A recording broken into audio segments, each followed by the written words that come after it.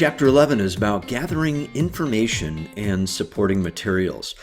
With this chapter, we're going to look at how you access the digital world, the internet. Again, this was created in 2014, so it's a little moldy-oldie, but you get the idea. Gathering information from library resources. Now, at the Twinsburg Regional Academic Center, we don't have a library on site, but you have a massive library at Kent State that's fully accessible online. And I'm going to show you how to do that in class rather than do it through a video. You kind of need to see that to know how to do that. Gathering information from the internet is kind of the same as the digital world, but it's a little different. Gathering information through personal experience and independent research, as it states, and evaluating, citing, and documenting your sources, which again is plagiarism. Gathering information in a digital world involves 4 ideas with the author in our book of this course. Data, information, and knowledge are 3 different things. Data are facts, they're numbers, there's names, there's lists. This is information collected from sources. It could be 1 source or 10 sources. It depends on how deep you want to go and how extensive you want to get with your research on this. Now, don't let the word research scare you. Research is basically looking things up, but with a more specific, defined purpose, not just scanning and getting lost on the internet doing things. Information is a selected group of facts that you might want to tell people about so we can better understand what the data is. So if you say 1 million people suffer from obesity, well, what is the 1 million and what is obesity? So the information might be, oh yeah, we're missing age, sex, what parts of the world are we talking about? So the information that goes along with that million really matters, and it helps increase our knowledge of the idea of what we're trying to get across. So it is a key component in solving problems. When we're gathering information in a digital world also, you need to have what's called information literacy. Now, you can be the smartest person on the planet, but if you don't know what you're looking at, it doesn't really help. So let's break down information literacy to this. It's the ability to locate, in other words, find, evaluate, or decide if it's worth using, and then how to bring it all together into a presentable piece of information that creates your knowledge base. So again, we have a lot of information out there, but what's really relevant versus what's not? There's some really neat stuff that just isn't relevant, but it might help you get to something that's a little more relevant. In other words, if you see a scribbling on the wall saying something, and that just cues you into, oh, you know what? I need to go look that up, and I know I can go on YouTube because I saw a video about 6 months ago on that subject. And then you have to go find it and then interpret it and figure out, is it really worth using? Little bit of problem with YouTube is we get lost sometimes, not just on 1 or 2 videos, but on dozens, if not hundreds. And next thing you know, it's 2 in the morning, or, oh my gosh, I'm YouTubed out. It's called information overload. This is when there's too much information coming in. You'll have courses that's like that, but when you're researching, there's some real juicy stuff that you just want to grab and show people because, wow, this is just what I need. Some people stop on the first thing and they're done. That's okay. But sometimes we find more and more stuff because it becomes our passion and our interest to keep exploring down those rabbit holes, if you will, that information. When we get too much information overload, we can also develop what's called information anxiety. This is when there's that stress that you're just not able to understand the massive amount of information, or you're not able to process what it actually means. You know it's important because the graphs and charts and maybe some of the information sounds good, but it's too scientifically written, and that could create problems. And that might lead to what we call writer's block or presenter's block, if you will, in developing a speech. So we have to learn to discriminate very carefully the amount of information and what that information is that's coming in to avoid these 2 issues. The information gathering process is fairly simple and makes a lot of sense. First, we need to define the problem. So in other words, what's the question? What am I actually trying to solve? We then need to use many different strategies, if needed, to find the information, to make sure it's right. We need to scan and evaluate that information. So we see something on YouTube, but How do you not use a video in a speech, and maybe it's a 20-minute video, but you only want 20 seconds of a blurb of it in the presentation? So you got to figure out how to use that. That's integrating the information. It could be a pamphlet or a flyer, say from a doctor's office, from a legal center, from the Kent State University centers. How are we going to bring all this together? And maybe electronics and paper and something you remember and something somebody said. That's all about organizing the information. So let's break this down a little bit more. When you're doing mind mapping, you're going to come up with an idea. And we saw this before, but now we're going to go through it a little bit better.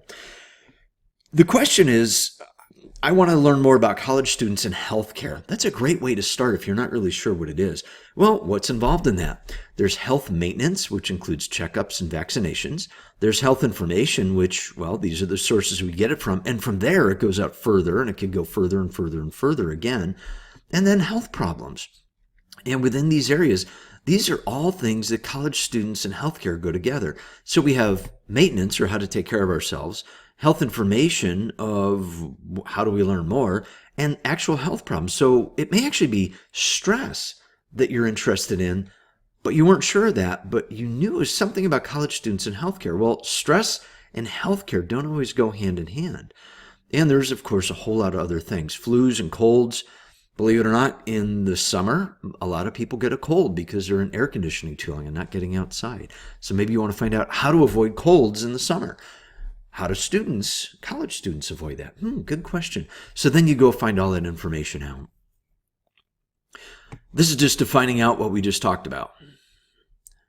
And that's gathering information in a digital world. Gathering information from library resources.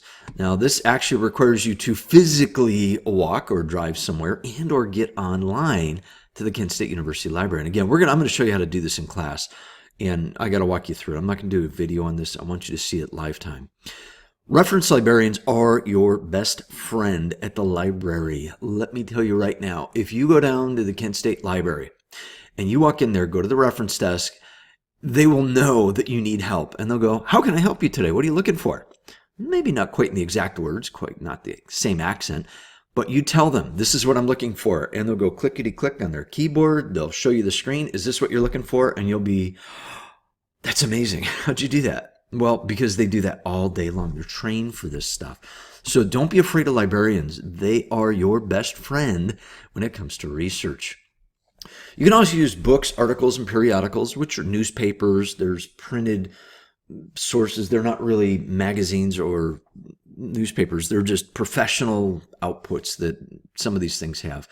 Some of the organizations put these out monthly. Some are yearly. It just depends on what they are. When we talk about books, articles, and periodicals, you want to be as close to the original source of information as possible. That's called the primary source. This means it's the truest, it's the most efficient, it's the most accurate of the information that you're looking for.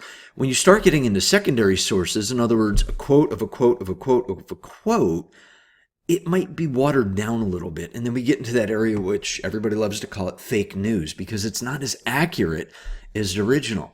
I just watched a video today from the original source of an investigation. The words came out of his mouth. That's what I trust. The third or fourth or fifth person down the line, I can't trust them because it's that little thing called telephone, right?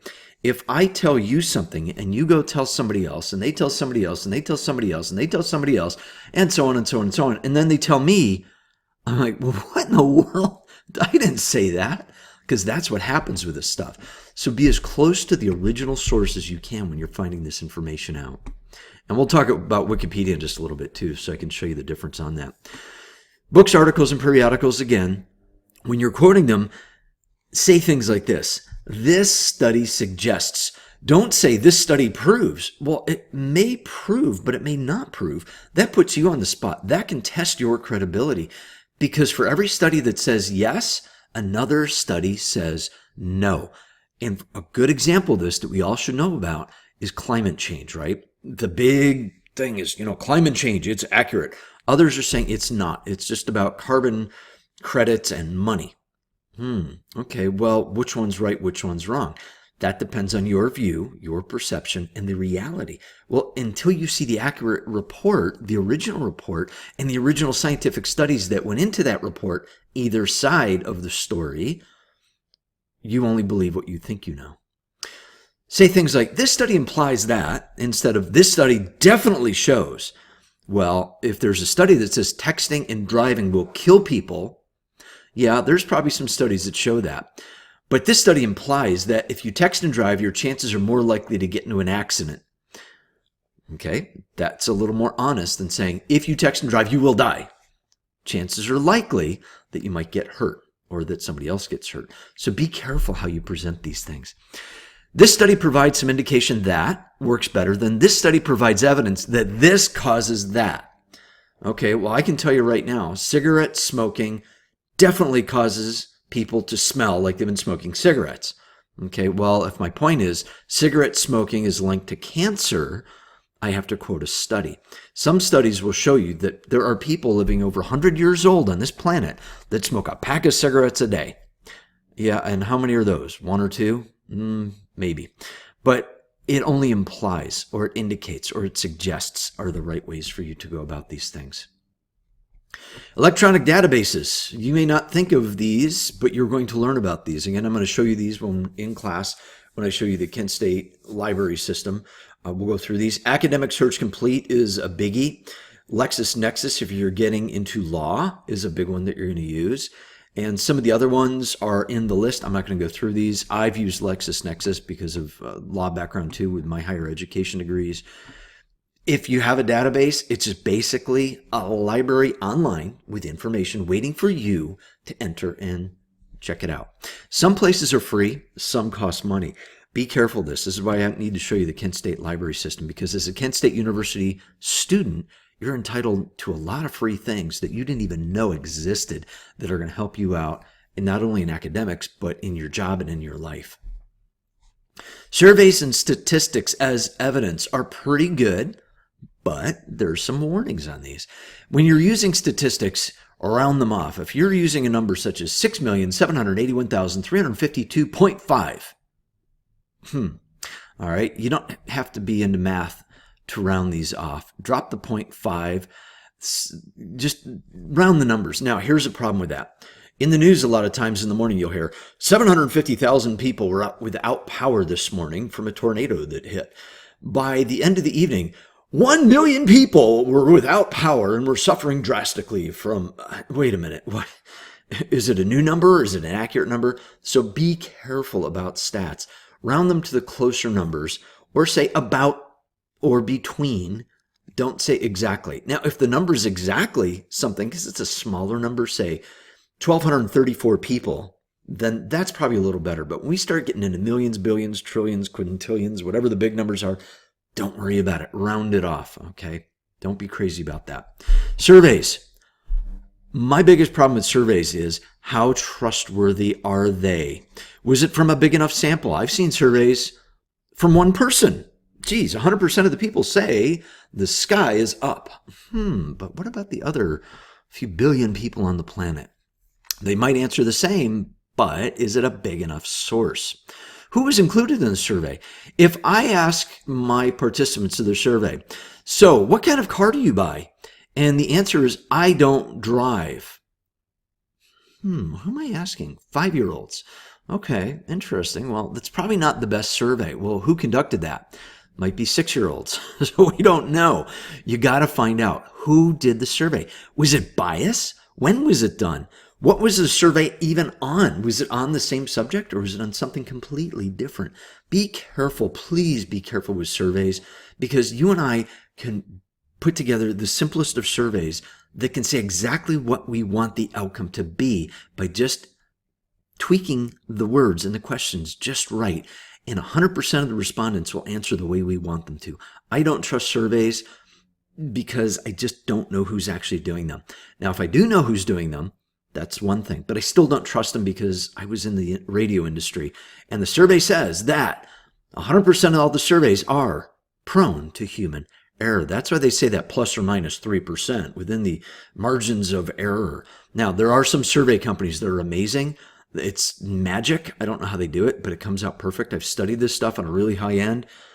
It's pretty cool, but I still don't trust surveys to say 100% positive this is the way it is. Gathering information from the internet. Again, use search engines and virtual libraries. That sounds like a mouthful, but a search engine is what? Google.com. It is the most popular. If you use some of these others, great. If you use Bing, I want to know why. My survey says, which do you prefer? You already know which one you use. You probably Google it because Google is the biggie. But there are people, and you may be one of them, that uses other things. Back in the day, AltaVista and Yahoo were the premier, absolutely premier search engines to use because Google didn't exist back then. Virtual libraries, Scholar Google, or Google Scholar as it's known. We're going to take a peek at that here in just a second too. Google Scholar, here it is, just a second, see? This is called the seminal source. I won't worry so much about that, but these are more accurate studies. These are not just the top 10 surveys say based on a Google algorithm. This is printed material, published material, and let me show you right here what Google Scholar is. When you type in scholar.google.com, you're going to go into Google Scholar. If you forget that, just all you got to do is open up Google, type in the word scholar. This is going to pop up, except your face or your little image will be here. This is my account. So let's say we're going to look at cyberbullying, its nature and impact on secondary school pupils, because that's what it's got in our PowerPoint. But this, you can't see it, so I'm going to show you lifetime here. This is the title of what we're looking for. This is the description of what it is. So if this is not the correct description, maybe it was middle school kids or primary age kids or adults, we know we're not right. What you want to look for is this, cited by 2,735 people. There's also related articles, and what you want to do is if you want to know more about these people, click on cited by 2,735. Now you have 2,735 articles. Oh, this almost now it changed, 2,738, because this stuff's pretty fluid. It does change. And it gives you all the articles. It shows you how many people cited this article. So as you can see, the number of cited is going down, down, down, down, down. Even on the first page, there's a significant difference. It's almost triple. See how I rounded that off? Not 2.5, but triple. So I can do cited. Now let's say I want to find a critical review and synthesis. I don't like that. Bullying in the digital age. Oh, I love this one. All right, so related articles. I'm going to click on that. Cyberbullying on the digital age. Oh, it's a book. I don't want a book. I just want a PDF file. So I can go to the PDF file and let's see what happens.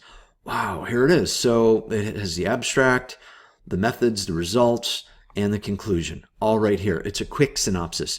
Now, notice that this says Elsevier. This is a very, very good journal. I have access to this as an instructor and as a Kent State University student. So can you. You register for free. Under no circumstances, please do not pay for this stuff. Even if it's your parents' charge card and they say, whatever you want, I'll get it. Don't pay money for this, please. Go to the Kent State website. Again, we're going to talk about this, how to sign up for free, and this is going to be cake. Now, again, the biggest thing is, what date was this from? Look at this. December 2007. Do you think that's current? You were born in what year? Yeah, so it's not too far away. Now, depending who you are, you may be a little before that or right about that time. So make sure that you look at this. But you can go to that article and start checking out more and more stuff. So I'm just going to back out of here real quick and go back to here. So that's Google Scholar. You got to play with it. It is a really cool thing. That's why I went lifetime, because you can't read this. When we look at word stemming, phrase searching, Boolean operators, parentheses, these are just little mechanics, if you will, in the process of searching. You can use the word and or. You can use just the straight words. Most times I want to look at funny pug videos. I can type that in, or funny pug videos and French bulldog videos. So it'll show me both. Maybe I want to see those. Those are cute dogs. I have pugs. French bulldogs we're looking at, but we're staying with pugs. So maybe I want to see them just because they're funny dogs. They do a lot of skateboarding. I spend too much time on YouTube. All right, so Boolean operators, again, you can find these. I've actually taken a class on this. If you don't use it, you'll lose it kind of deal. Some of the search engines within the Kent State site, I'm going to show you in class, break these filters down. Some give you 4 multi-layers of filters where you don't have to waste time going through 1,000 articles. It's the first thing's up and that's it. You don't even have to look further. And there's also ways of using parentheses in that. And these things change all the time depending on the IT people. But I've witnessed this grow from the internet from the early 90s. And it's just amazing how much stronger it is than it used to be. Personal experiences and independent research. Engage in a service project is a way to learn more about the topic, depending on what your topic is. If it's about business, if it's about education, you're going to go out there and do what's called an internship. I wish they would have used internship for the book, but an internship is the best way to experience your topic because not only are you getting college credits for it, you actually got a potential to get a job later too because you're getting to know all the people and they get to know you. And if you do a good job, you skip a lot of research on other jobs and get right into this one. Conducting independent research is just walking up and down the hallway, except right before our class because there's almost nobody in the building. But you could just walk up and down the hallway and look at people with headphones with wires versus people with Beats versus people with no wires, but you know they're listening to something because their head's bopping back and forth. So you can ask people questions directly. Very good way to do quick research. Sharing your personal experiences from the past can be a great way to do it. It can also enhance your credibility, and it's telling that story. Back in the day when I was a little kid, sticks and stones may break my bones, but words may never hurt me. Now, words kill people. And I'm talking about cyberbullying. That could be a great end to a study or a story that you want to get into with your class. And actually, I had one of my students kind of copy that, except that they weren't young enough for the sticks and stones may break my bones analogy. So again, personal experiences are a great way to start a speech and get your audience's attention and keep it. That independent research, again, talk to experts. Don't just go to stand outside a Giant Eagle with a clipboard and say, hey, we're doing a survey. Who wants to participate? That's not the same thing. If you want to know about what kind of foods you're eating, go talk to the Giant Eagle manager and say, hey, I'm wondering how many tons of Doritos do you sell every year versus tons of organic kale flake chips? You can ask these questions and find out. You can also do an independent research, stand in the aisles, although somebody might think you're kind of stalking them. So I'd be careful of that. I'd just go ask people. It's a lot quicker. Evaluating, citing, and documenting your resources or your sources. You have to do this to avoid plagiarism, and that's one of our discussion topics this week too.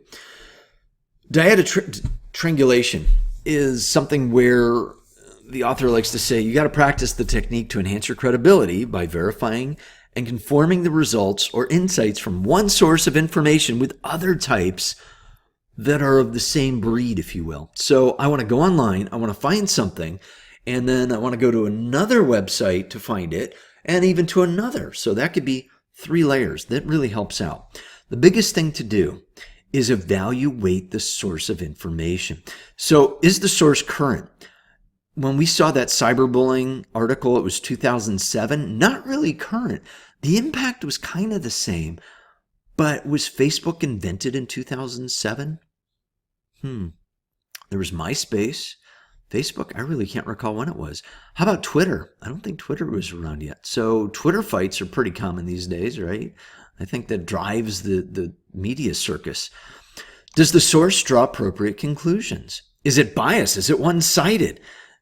The objectivity of it. If it's a pro-life versus pro-choice organization, you're going to have really big differences of objectivity in what they're selling or what they're trying to tell you. Are there clear markers of credibility for the source? If it's a blogger online that's got a great YouTube channel and they have 42 million followers, does that make them credible? No, that just makes them popular.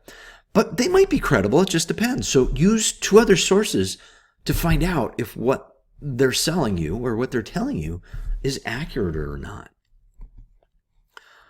That's just what we were talking about. Let's talk about Wikipedia really quick. Let's go back here. So Wikipedia, most of your teachers as you were coming up through school said you may not use or you should not use Wikipedia. Well, that's for direct sources. I'm going to tell you something a little bit shocking, but please do not only listen to the first thing I say. Hear me out on this. It's very short. Shouldn't be too bad. Use Wikipedia, but Follow the breadcrumbs to the real source. So watch this. Let's type in that cyberbullying again. So cyberbullying and the impact. Okay. Oh, cyberbullying. I don't think that's a thing. All right. So cyberbullying and the impact. All right. Let's see what pops up here. Well, we got a lot of different things. Cyberbullying and the impact. You know what? Let's use something more fun. Let's go to... What can we go to? Let's go to Bigfoot. Bigfoot. Okay, so we're going to go to Bigfoot. Now, here's some information on Bigfoot. Now, wait, Bigfoot's not real, you say. Well, you still want to tell us about Bigfoot, so we need to find real things. Now, as you may know, Wikipedia, anybody can put into here unless it's a locked site. Here's what I'm going to tell you to do. Follow the breadcrumbs. The breadcrumbs are bibliographies, references. I want to now click on Bigfoot and the Life and Times of a Legend. Okay, so here is now, what is this, a book? Publication date. It's a print. It's a hardcover book. I can go to the ISBN number and I can actually look at the book. So this book's legit, not bad. How about that?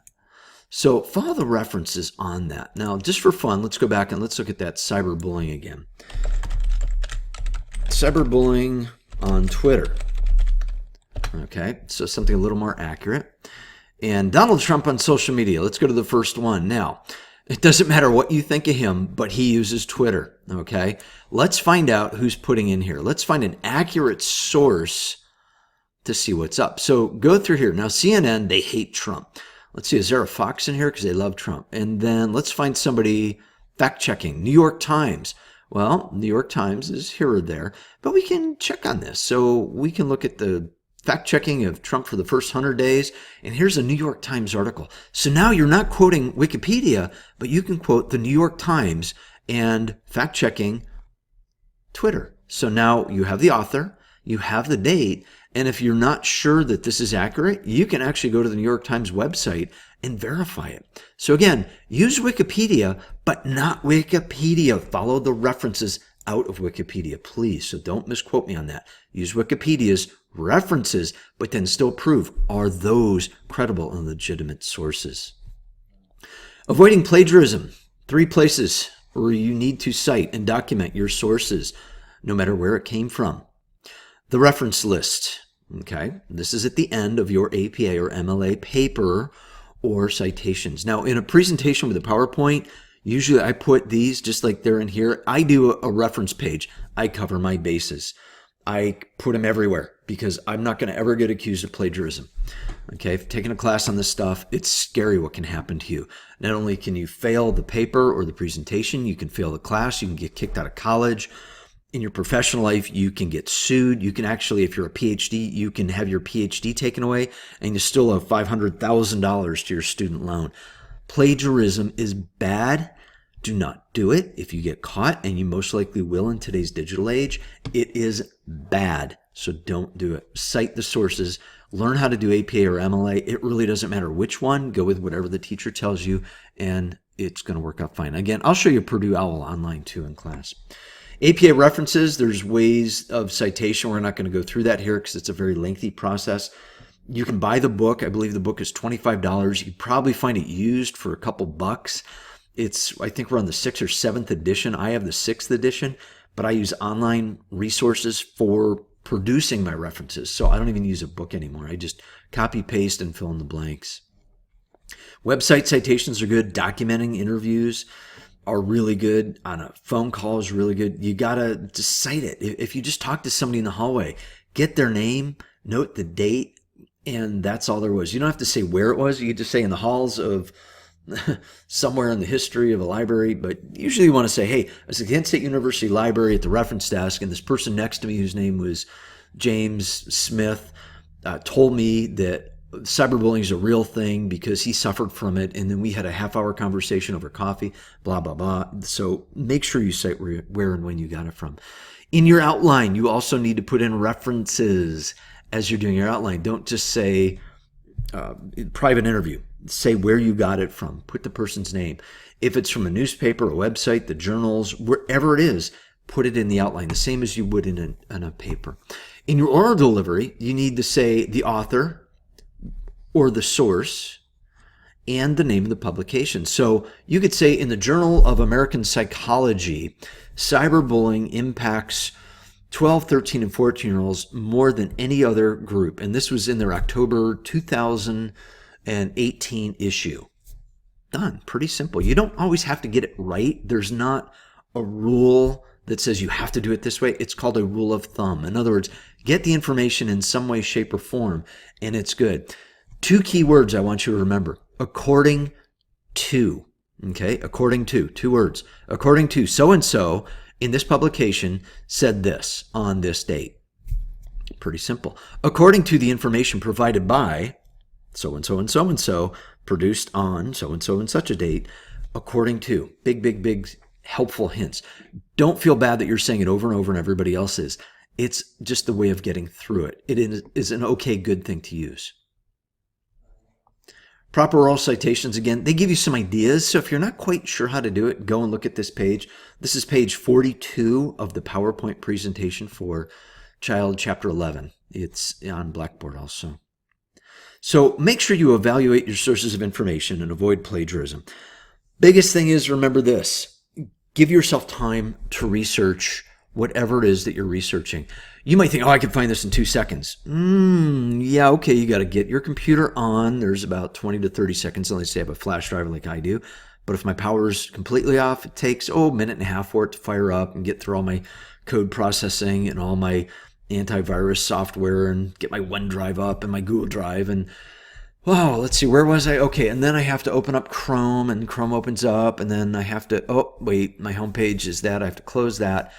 So it takes more than just a couple seconds. It actually takes a couple minutes. And then you need to evaluate. That's the biggest thing. So please make sure you leave enough time. And I'm not talking an hour. Do this stuff first. If you have an idea, start checking out the information. Another big hint. Open up a Word document. As you find this information online, which most likely you're going to, copy that address with the information into what I call a working file. I've probably got hundreds of these files in my computer. Between 4 computers I have at home, or 5 now, I've got tons and tons of these pages. It's called working files, and I usually call it working document and then whatever the class is or the project. I could show you how to do this. It's a great way to organize your life. If your desktop has got 5,000 things on it, like some people I've seen in the past, you got to neaten it up. College is about surviving the process. The information is great, but if it's hidden, you're never going to find it. And again, I can show you some really quickies on this in line. We can also have a live conversation. Let's find out what your ideas on this. All right. Other than that, you have one more chapter this week. Don't forget you have the online quiz. You know the due dates, and I'll see you in class.